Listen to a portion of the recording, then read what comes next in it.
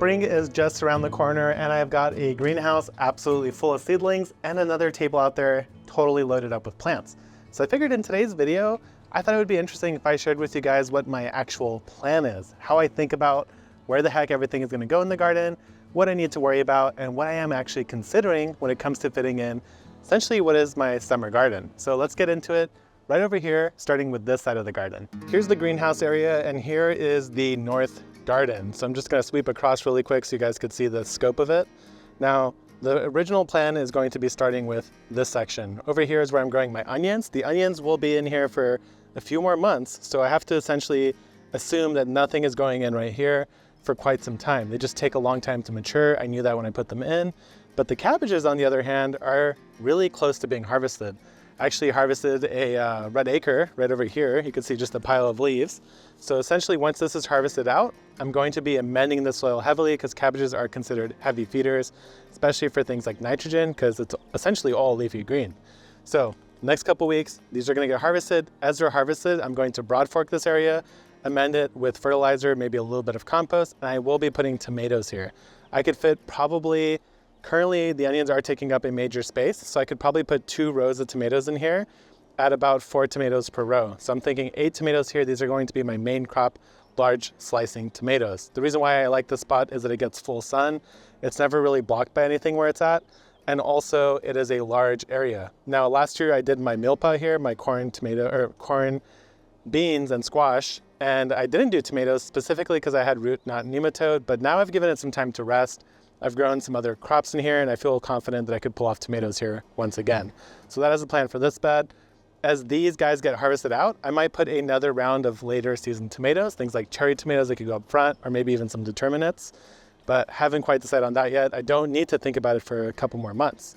Over here is a hugelkultur bed that's entirely planted with wheat right now. So this again is another one where I have some time. I probably have at the very least a month before this is ready to get harvested. So I don't really have to think about this right now. This will be an open floating spot, which will be wonderful when I actually start getting overwhelmed with seedlings that I don't know where to put. So that's the plan over here. Not much to say. Now, obviously I have the fruit trees in. So the only thing I'm going to be doing this year with the fruit trees is removing a majority of the flowers. I have thought about it and I think I'm gonna probably leave 1 flower. The reason why you remove flowers in the first couple years is they take up a lot of energy. Right now, I want this tree to focus on establishing its own root mass and not actually focus on producing fruit, because it's not a very old tree. It's only been in the ground for a few months now. So that's the plan for all the fruit trees that we'll see across the board here. Now back here, I have an L-shaped bed. You can't tell because it's entirely covered in nasturtiums, but let me just try to walk through here. Barely fitting through. Right now I have carrots in here. These carrots are also a little bit of ways, probably about a month before I harvest them, so I don't need to worry about it.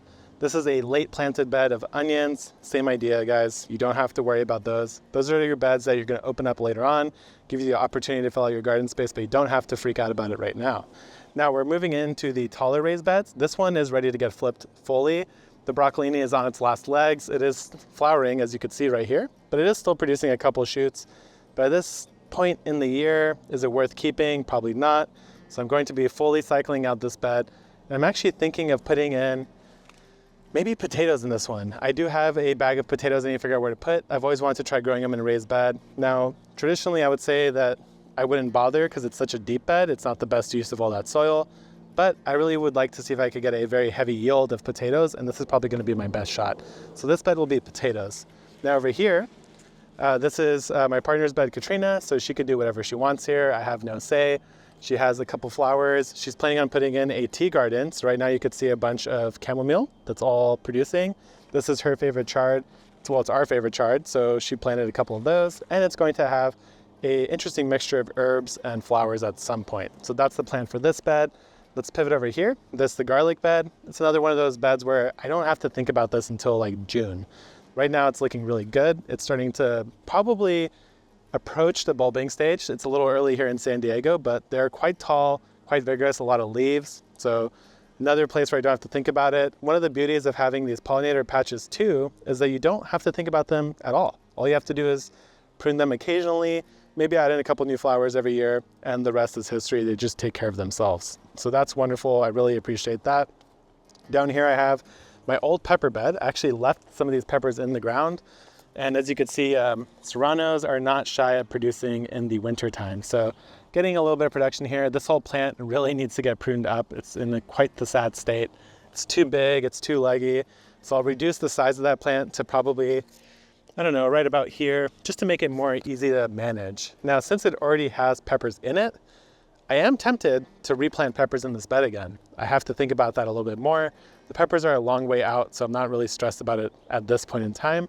The other thing I could do in the interim is actually put some bush beans in here, harvest those bush beans out, flip it back into peppers. So that's what I'm thinking right now. It is open, so I'd rather get something growing rather than leaving it to sit as it is right now. So now pop back over here. This bed has been giving me all sorts of issues, specifically because I think a crow keeps coming over here and pulling out all my seedlings. So I did originally plant all the spinach in here. Most of it got plucked out multiple times. Spinach doesn't like having its roots disturbed, so I did put them back in, but there's just not much you could do if they keep getting pulled out. It's really a death sentence. They already eliminated an entire one of the last cauliflowers I planted here, so I have a couple left, but all of those have been pulled out a few times as well as my beans. So down here you could see one of the beans that, well, it's not gonna make it, let's just say that. So probably gonna just reset this, call it a day, but this bed is intended for tomatoes. That is why I got a 4x8 of the birdies beds, and I got the short version on purpose because for tomatoes, they're gonna get so tall. You don't really wanna start with a tall bed to grow your tomatoes. It's just going to give you more trouble to actually support. So this short bed's gonna be loaded up with tomatoes. I'm thinking I'll put cherry tomatoes in the back here, or maybe the terminates, and then cherry tomatoes in the front. I don't wanna crowd it too much because the light's gonna be hard to reach back there. So still playing with the idea here, but at the very minimum, I know I'm going to have one row of 4 tomatoes up front right here. So all of this is garlic and fruit trees, so we don't need to talk about it. It's all going to be in stasis for now. And then on this side, I have my original no-dig bed. Right now it's being overtaken by this gigantic mass of nasturtiums. A couple of the Brussels sprouts that still need to get harvested. They're actually still forming. Show you guys really quick down here. So there you go, you can see some of those baby Brussels sprouts down there, but this plant still has some ways to go. I will probably be filling this up with sprawling plants, either things like squashes, melons, anything that likes to crawl around the ground. I like the space for it just because it's so long and narrow. It's very easy for me to control these vines in this area. So that's the idea for this one. I don't have any of those seeds started yet. So in the interim, I'm going to be popping in some random leftover seedlings I have, like over here. I snuck in a couple last second cabbages, and we'll just see how those go. But the rest of it is starting to get ready to harvest out. For example, right here, there's a red acres cabbage. The way you could tell that it's getting near is that it's very firm to the touch. When there's no more airspace in there, that's a good sign that that cabbage is edible and ready to go. So I could harvest this out now, but basically I don't have a concrete plan. Well, I do have a plan, but I don't have any seedlings started for this bed yet. So for now, I'm letting it ride, and that's the basic idea for this. Now on the trellis itself, I am going to be loading this up with beans. I already have a couple beans that I started early. These are the gigante beans, the ones that are like this big. So this one's already climbing up the trellis nicely. Every one of these poles, I'm going to be putting a bush bean. And then on the faces, I'm going to be putting cucumbers, which I have started. So I'll have at least maybe 2 cucumber plants on that face, 2 squash plants on that, 2 cucumbers, and so on and so forth. I'm gonna alternate the planting, but any vining climbing crop will do really wonderful on this one. So that's the basic plan here. The things that you're thinking about are height. Does the plant need to climb? How much space and soil does it need? For example, tomatoes I wouldn't do in the tall beds, I would do them in the short beds just because it's going to make my life easier to trellis.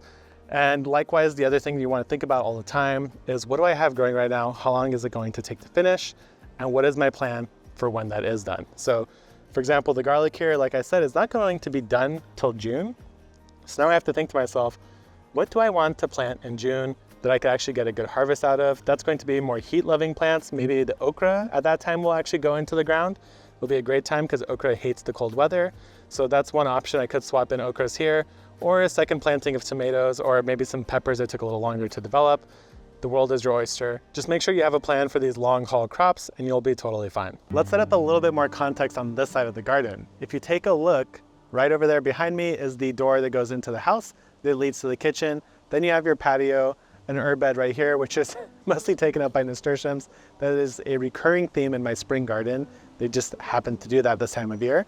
And then immediately you dive right into this garden. So since I'm close to the kitchen, I want to plan and think about this garden a little bit differently than the other side.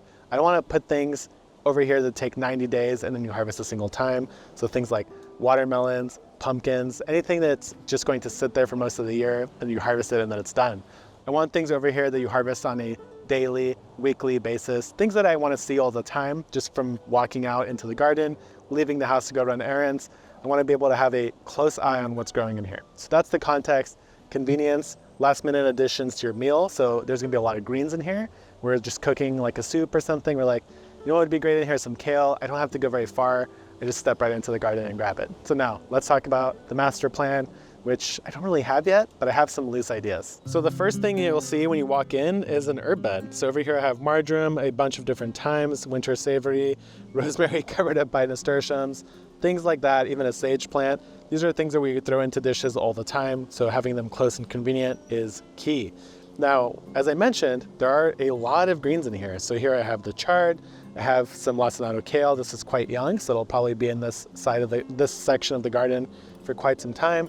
And then I have some bolting greens here. So these greens are probably going to get ripped out either today or tomorrow, and I'll be putting in a bushing squash here, something like the Emerald Delight, because I want it near the house. Squash is something that produces on a daily basis, and if you miss it for 2 days, you might end up with a football-sized squash. So having it close and convenient is key to making sure you actually eat it and you're not just growing absolutely gigantic baseball bats. Now I do have one cherry tomato in the ground here. This was left over through the winter. I usually leave at least one, in this case husky cherry, because even though it gets disease, this is a hybrid variety, and it'll just keep producing. Like, look at all the new growth. It looks absolutely healthy and wonderful. The tomatoes taste fantastic. So I just kind of let it ride out its own path here and do its own thing. Now on this side, I have my curly kale. This curly kale has been in the ground for 3 years now. Very convenient to have it nearby. We use it all the time for soups. You can see that it's being harvested on the regular. We love this plant. I hope it continues to grow for many more years. I'm trying to set a record on the oldest curly kale plant. Down here, this is kind of a challenging area because it doesn't get that much direct light, but I have a row of beets. These are baby beets that I'm going to be pickling. So they still have some time left. I'm not too worried about it. But the other thing I've done in the past here is like shelling peas, because I have the fence to climb on, and they like colder locations. So somewhere that doesn't get direct sun is ideal. Now let's work our way into the actual garden itself. You'll see that I have a lot more flowers that are in bloom kind of spread throughout the garden here. And actually I see a gigantic bumblebee. Let's see if we could catch this guy in the act. There it is. So it might be a carpenter bee or a bumblebee, I'm not entirely sure, but I think I've disturbed the peace there. So let's go back to the garden tour. So over here I have some cabbages. They're almost ready to harvest. I'm not too worried about it. What I'll probably do is put peppers in here, because peppers are something that they don't produce instantly, but they're something we like to throw into meals at the last second all the time. So having it over here is super convenient, and that's probably going to be what goes in the ground. Now I'll also be putting some basils in here, because that's an annual herb that we use all the time, especially if we're like making pizzas outside. It's really great to have just right in the garden. I could pop in, grab it, and throw it on a pizza. So that's another thing in mind here, is that we do a lot of cooking outside. So things that are easy additions at the last second are great to put in the side of the garden. Now over here, due to this absolutely gigantic, ridiculous calamansi tree, nothing really performs too well in this little patch. It just has a lot of root interaction from that tree. So I tend to put things like flowers that I'm not too worried about if they don't do amazingly. I just want some nice blooms.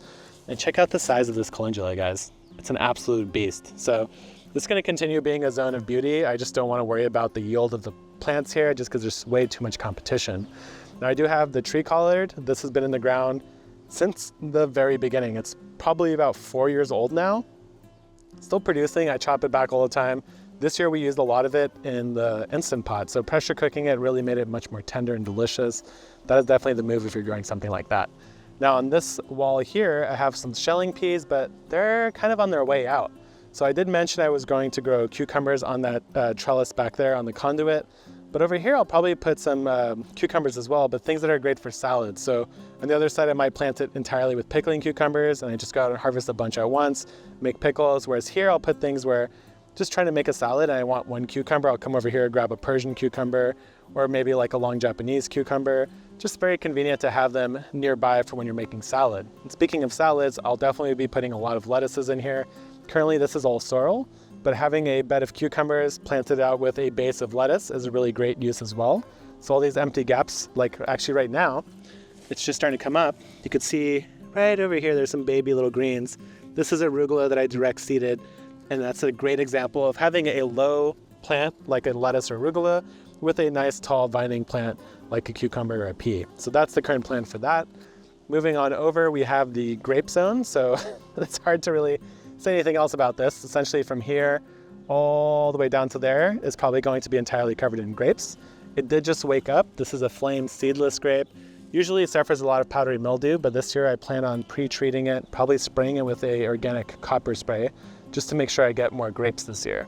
Now I do have another little wildflower patch. I see tons of bees buzzing around here, going into all these borage flowers. So once this borage is done, I'll add in another probably native flowering plant. I want a little bit more natives mixed directly into the garden. You see some California poppies are starting to come up. They're gonna start blooming pretty soon here. And then it's not native, but it is really beautiful. I have a gigantic Shasta daisy here. This is the one that I had that was maybe like 6 feet tall, that had literally, no joke, over 100 flowers, and it's probably going to do it again this year. At the base here, since I have the competition of the grape taking up a lot of the real estate up top, I like to grow low growing plants. So right now I have a mixture of carrots and a sea of nasturtiums that are trying to take over everything. But these carrots are looking quite nice. Oh man, there's actually a really big one right there. Try to pull it, but this clay soil means I have to fork it. It'll just break if I try to pull it. So over here we have a 4x8 bed. This is a bed that I will probably actually fill with corn. Currently I have these Caraflex cabbages. They're the ones that form literally like cone head shapes. So they look very funny and interesting. Probably about 2 months out, and then I'll swap this in with corn. So whatever's left in here, even the garlic, I'll just harvest early as young garlic. I have some leeks down here at the base. They could get harvested really at any time. In 2 months, they'll be quite sizable, so I'm happy with that. And these beets are actually ready to harvest already. So I'm probably gonna harvest these beets sometime this week and then put a quick growing crop there. Maybe some more of those Market Express turnips, which I really like, or even another round of beets that mature a little bit more quickly. But honestly, beets take a while, so probably a turnip or a radish instead.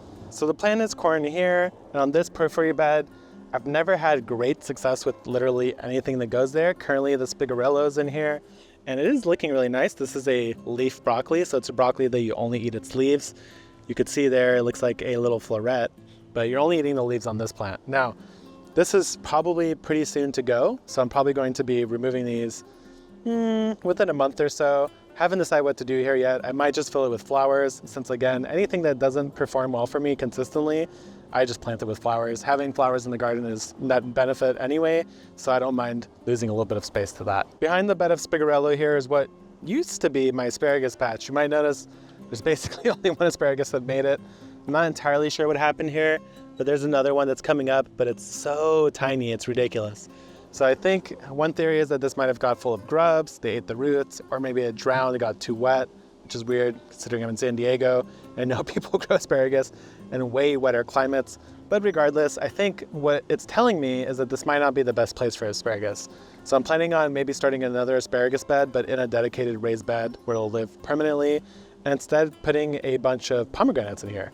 Pomegranates don't have very invasive roots. I'm not too worried about them damaging the wall, anything like that. And this will get plenty of sunlight without actually shining into the garden, because that way is west. So most of the sun is going to cast a shadow away from the garden rather than into it. So TBD, but I'm thinking this will probably end up being a miniature orchard with plants that I keep small and not too many, maybe 4 trees max in this area here, just pruned to a very small height. Now, I do still have my grafted tomato here, and it is actually alive. So there's one of the branches right there. It is growing quite nicely, even though the nasturtiums are again trying to take over it. And I'm kind of optimistic. I don't really like where it's connected down here. It doesn't look very stable, but I'm gonna let this ride out and see if I could get a harvest from a 2-year-old grafted tomato. That's the plan over here.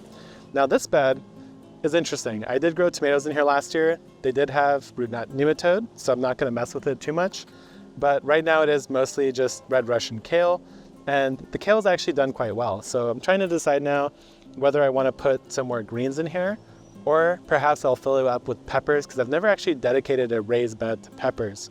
So that is one option I'm considering heavily, is a pepper raised bed, just to see how they perform with this extra drainage and the extra height, maybe a little extra warmth here, over just putting them directly in the ground, which here is mostly clay soil, and the peppers do pretty well, but they're not anything to write home about. Now this is where I did grow my peppers last year, and I actually even have one of the overwintered ones left here. I do have some random brassicas that I had left over, I just shoved in the ground, but I'm not married to them. I'm happy to rip them out if I need to. And currently it's mostly being dominated by this ridiculous borage, which has to be at least 6 feet now, as well as these fava beans, which I've been planting here as a cover crop. You can see they're quite prolific. Definitely going to be eating fava beans in, based on the feeling of these, probably a couple weeks. They're already starting to swell up quite nicely. So my thought here is that I have a long, skinny bed that's it's just about 8 feet. So I'm thinking in here I'll put tomatoes. I'll put a single row of tomatoes. I've never done that before. I usually crowd them by putting 2 rows. So it'll be great to have one single row of tomatoes with extra airflow, extra sun, everything like that. And also they'll help shade out my mushroom bed right here. So the mushrooms have been producing very well, continuous production. It is starting to chill now that we're getting into the warmer spring. So I'm going to be adding some fresh mulch here and continue this as a mushroom bed. And we'll see if having all this mushroom here will actually form some sort of relationship with the tomatoes. It'd be really cool to see the mushrooms creep into the tomato bed. So that's the basic overall plan for this garden and the other. And I want to share a couple more thoughts here. That's the overall strategy here this year. A little bit of everything. Some things still to be determined. I actually have way more peppers that I haven't allocated space for yet, but we'll see when the time comes. I'm thinking either when this garlic comes out or the onions over there, I'll be able to add more peppers, okra, things like that really truly love the summer heat. But that's the basic idea here. You want to think about the timing of plants, what they like. So whether this is a side of your garden that even makes sense for things like warm crops, I know in this case it is. And also, of course, how convenient it is for you to access it. I don't want to put things that I harvest on a daily basis all the way back in these raised beds, which are the furthest point from my kitchen. So that's the idea here. Hopefully that was helpful. Let me know if you guys enjoyed this video, if you guys want to see more videos like this, where I just kind of roughly plan out what I'm going to be doing over the next coming months. But thanks for watching, and be sure to leave some comments if you have any questions.